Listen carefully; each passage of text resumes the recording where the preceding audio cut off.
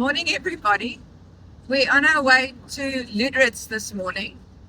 The camping last night, a lot of people still in the campsite, till around about 7ish last night, very noisy, which is a pity because it's such serene, nice place actually.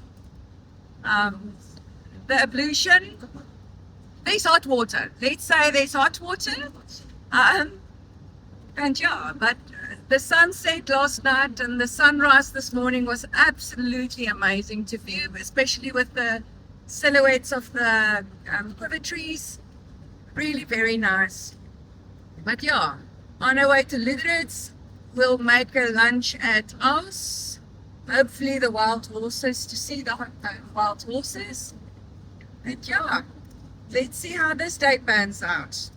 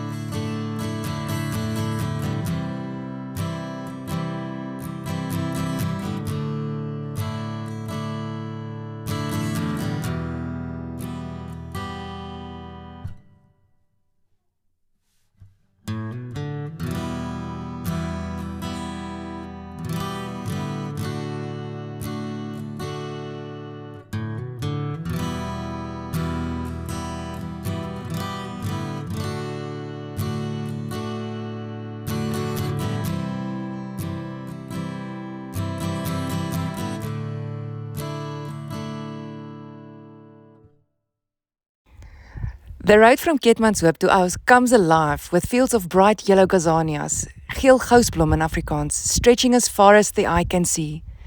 It's spectacular to watch the landscape transform as we make our way towards Lüderitz. From open plains to rugged mountains and desert scenery, Namibia never stops surprising us. And this stretch of road is definitely one of those moments you simply have to experience. Wish you were here.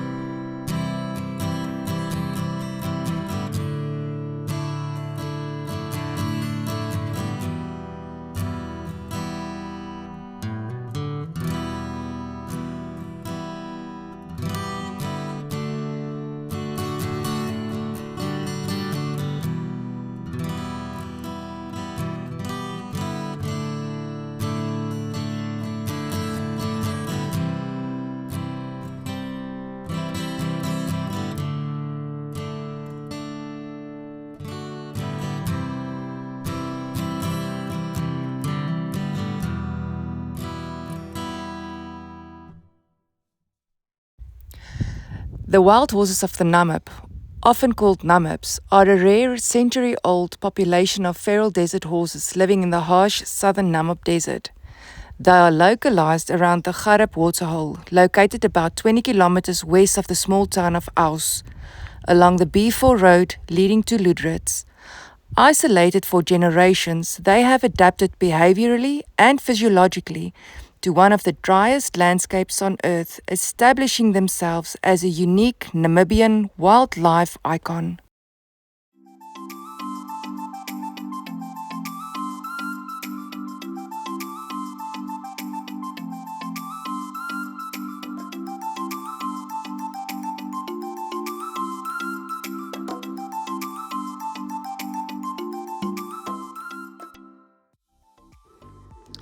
Yeah, so we're just surrounded by wild horses at the moment. This naughty was just licking the front passenger door. I had to like chase him from the car. I don't know. Just now he starts eating the door. Don't blame him. It's quite a good looking car, so don't blame him at all. But yeah, this is the scene at the moment. Wild horses all around us.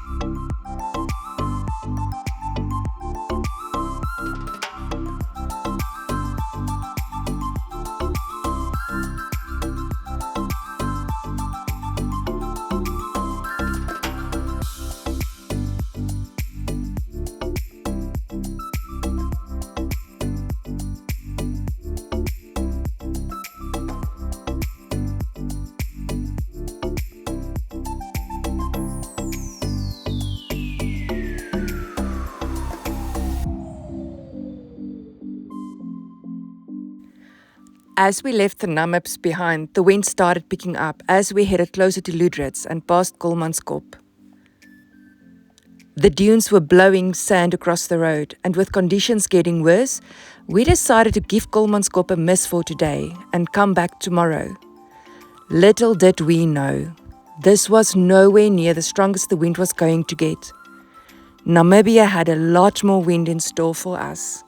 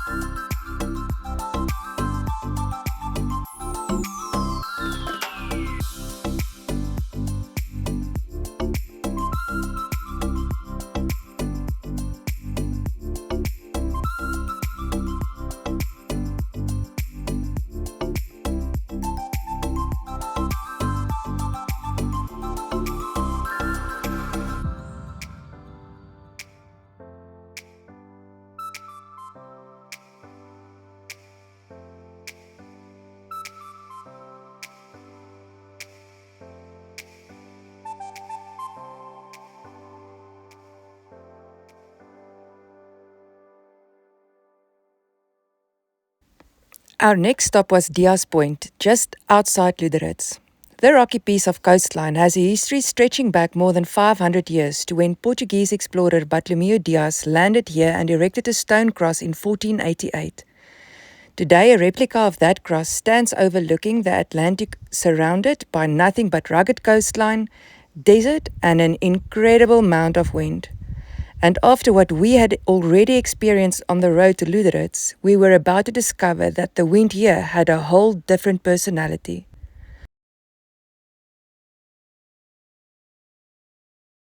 Yeah, sure.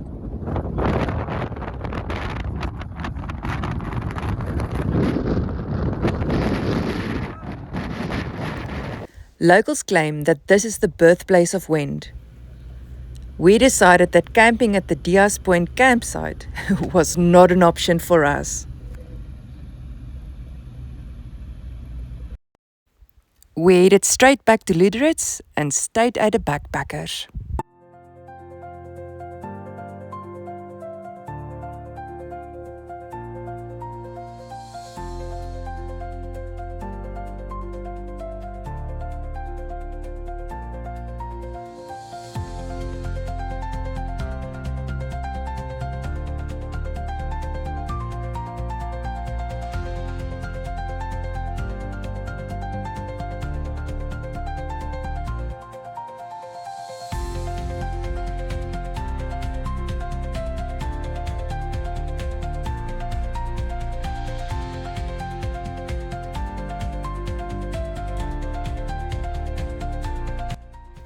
Lüderitz is a historic port town in southern Namibia.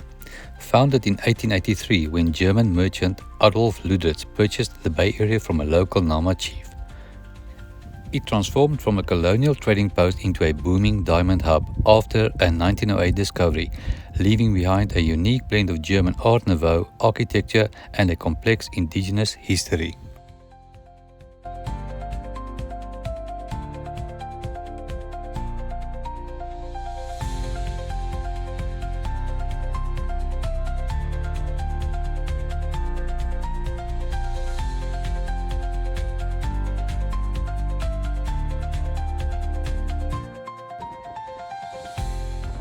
We are having dinner opposite this pretty church at Ritzi's. I'll show you in there just now. Just wanted to show you how bad the wind actually is. Can you spot the difference? So we lost our mud flap. The wind actually tore it off, right off. So this is the quaint little restaurant that we're eating at, Ritzi's. We're having some fresh seafood.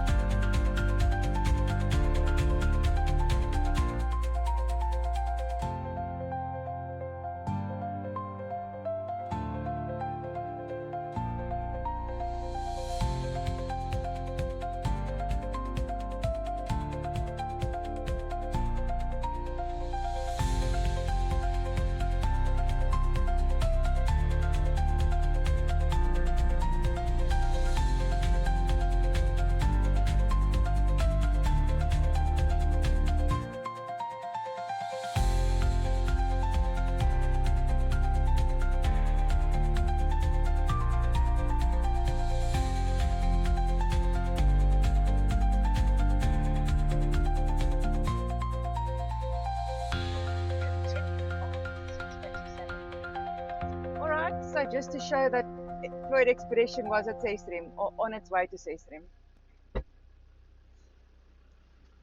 Event.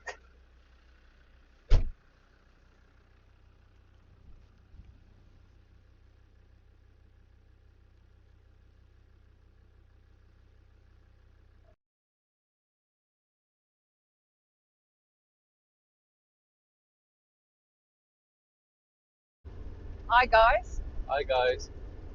So we left Lüderitz just after about 9 this morning, and we stopped at Kolmanskop, Yes. Yeah. the ghost town. I now know why it's a ghost town. It was just too windy, and we got sand blasted. So we decided to go to Aus, where August had some bush mechanics that he had to do. As I showed you last night, we lost the left mud flap, but he did bush mechanic it. And then when we stopped at Aus, we saw that the right hand side also started to tear because of the wind, just to show you how bad the wind is. And then he had some mechanics that he did. Yeah, so we took the opportunity to clean out the air cleaner, which was hectic. Couldn't believe the condition it was in. So yeah, luckily we got one of these little blowers, so I cleaned out the air cleaner and we filled up the jerry cans. So now we're heading out to Sesriem. Yeah, we've got about another 223 kilometers of dirt road. So excited to see what it has to offer.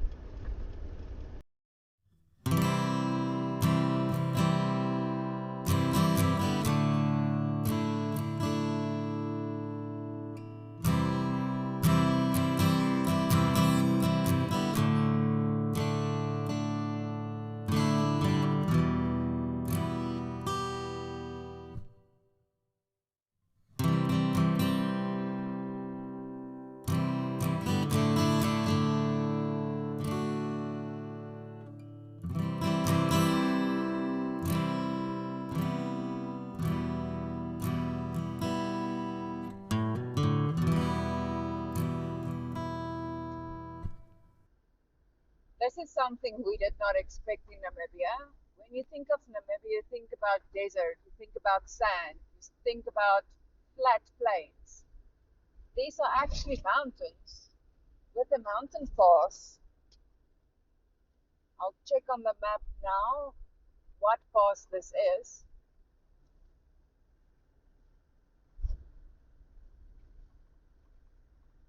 But it's switchbacks and hills up and down. A donkey cart. How cool is that?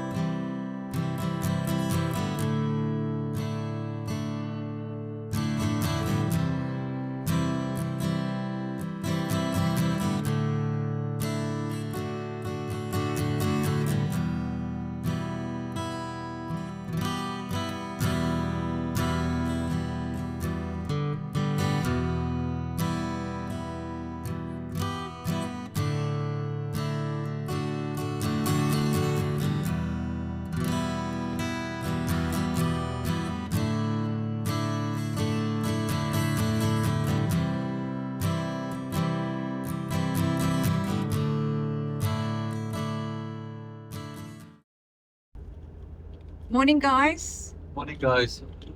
We are in Sossusvlei on our way to Deadvlei. We are camping at Sesriem, the Oasis Camp, just outside of the gate. And what an eventful night we had. Yes, at around 1 o'clock this morning, the wind picked up to such an extent where we had to get up and eventually close the tent. We Googled this morning. It looks like the wind was blowing between 40 and 50 kilometers an hour. So that was hectic. We had to sleep inside the car. Luckily, we do have an option where we can also sleep inside the car if things get a bit hectic outside. Stealth camping mode, I would say. I think we slept till about 7 o'clock, 7-ish, and then got up.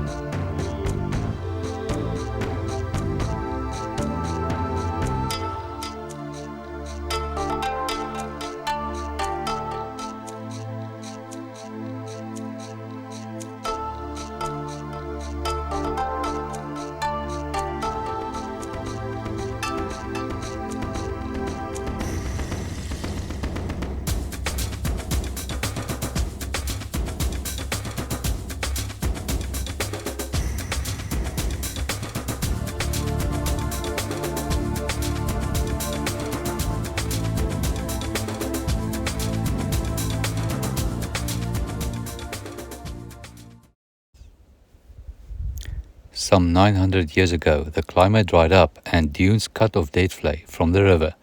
It became too dry in Deadvlei for the trees to even decompose. They simply scorched black in the sun, monuments to their own destruction. The trees, now over 1,000 years old, form a barren forest.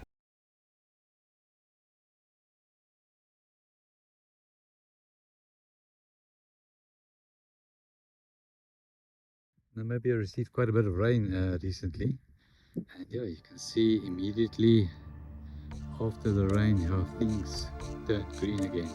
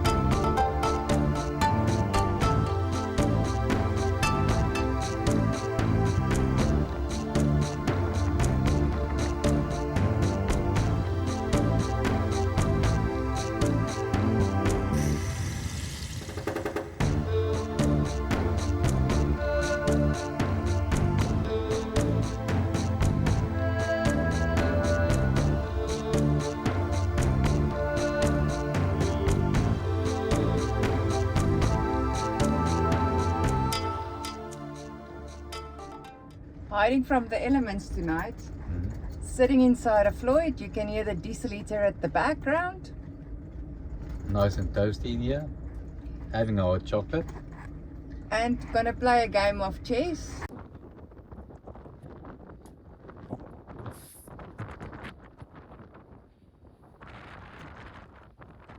This is the little kitchenette. I don't normally do this, but these ablutions are really very nice. Modern. Your shower, and then the toilet over there. Then you also have stairs that goes up. Excuse the wind, guys.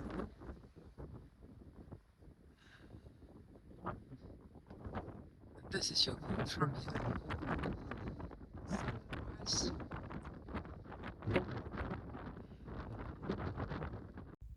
Join us in the next episode as we head into Etosha National Park, where every game drive brings the possibility of something unforgettable. And trust us, you won't want to miss the sightings.